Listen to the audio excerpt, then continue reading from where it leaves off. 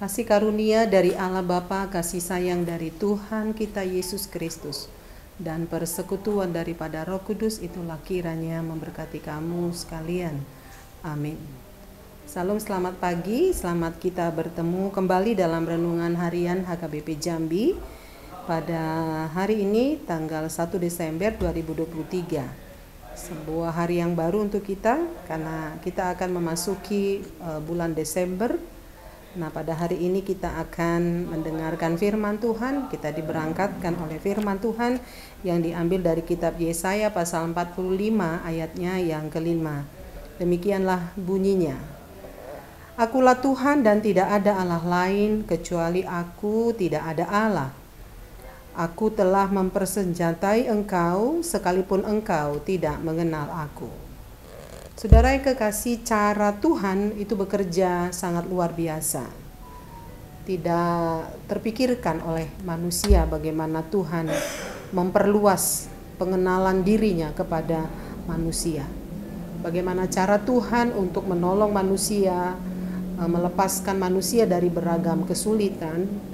Kadangkala itu di luar dari konsep atau dari nalar kita sebagai manusia. Saudara, teks firman Tuhan pada hari ini bila kita membaca dari awal dari Yesaya 45, sesungguhnya ayat ini ditujukan kepada seorang raja yang bernama Raja Koresi. Dan raja inilah nanti yang akan diutus oleh Tuhan untuk melepaskan bangsa itu dari pembuangan di Babel.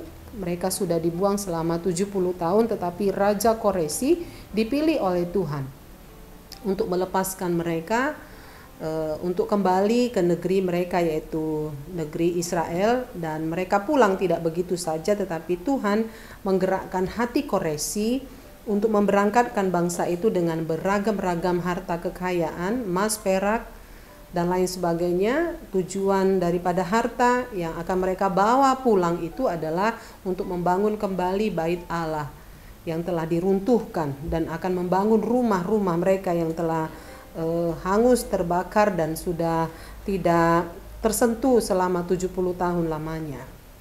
Saudara yang kekasih, sebelum itu terjadi, sebelum Raja Koresi memberangkatkan bangsa itu pulang ke tanah yang mereka rindukan itu, maka Tuhan berbicara kepada Raja Koresi. Dan ayat 5 ini adalah salah satu isi pembicaraan Tuhan, komunikasi Tuhan terhadap Raja Koresi, di mana saudara Tuhan memperkenalkan dirinya kepada Raja Koresi.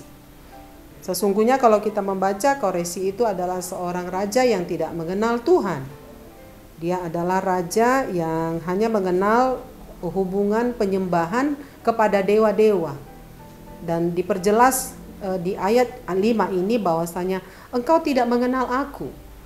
Tetapi Tuhan memperkenalkan dirinya bahwasanya Tuhan itu adalah Tuhan yang monoteisme, adalah Tuhan satu-satunya. Tuhan, kalau dikatakan Tuhan satu-satunya berarti dia adalah pemilik tunggal daripada dunia ini, tidak ada Allah lain. Dan Tuhan adalah pencipta langit dan bumi, tidak ada Allah lain. Dan Tuhan adalah pemilik segala kekayaan yang ada di bumi ini, dan tidak ada Allah lain. Karena itu di balik pengenalan Tuhan kepada Raja Koresi ini mau mempertegas kepada Koresi bahwasanya Tuhanlah yang akan memberangkatkan bangsa itu, dan Tuhan memilih Koresi. Dan itu adalah hak otoritas Tuhan untuk memperkenalkan diri, dan kepada siapa Tuhan menunjukkan kekuasaannya, kekuatannya, dan memberikan tugas tanggung jawab untuk memberangkatkan bangsa itu. Saudara yang kekasih, dengan demikian Koresi akan tunduk kepada Allah seperti yang ada dalam perikop ini. Dia tunduk dan dia patuh kepada Tuhan walaupun Tuhan itu tidak dia kenal. Seperti bangsa Israel mengenal Tuhan, tetapi oleh karena Tuhan sudah datang memperkenalkan diri kepadanya, maka Koresi dengan tulus hati dia memberangkatkan bangsa itu ke tanah yang telah mereka duduki selama ini. Saudara yang kekasih, mungkin menjadi pertanyaan untuk kita pada hari ini, mengapa ayat ini bersuara kepada kita dalam renungan dalam satu hari ini? Kalau Tuhan memperkenalkan dirinya kepada Koresi sudah ribuan tahun yang lalu, saya pikir Tuhan juga memperkenalkan dirinya kepada saya dan saudara dalam situasi kita sekarang ini. Apakah yang mau Tuhan perkenalkan kepada kita? Tentu dia kembali mau memproklamirkan dirinya bahwa akulah Tuhan. Saudara, di tengah-tengah situasi kita pada saat ini, apakah beragam situasi yang kita sedang hadapi? Apakah kita dalam situasi zona aman?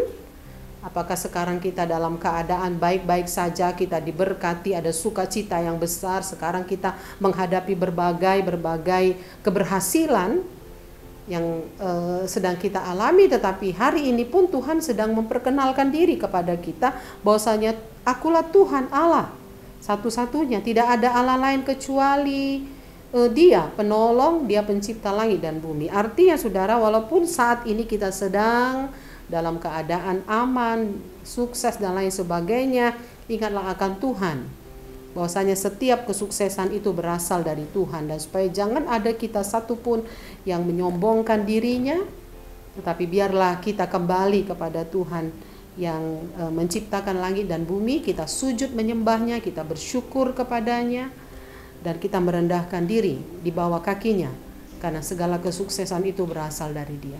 Amin saudara.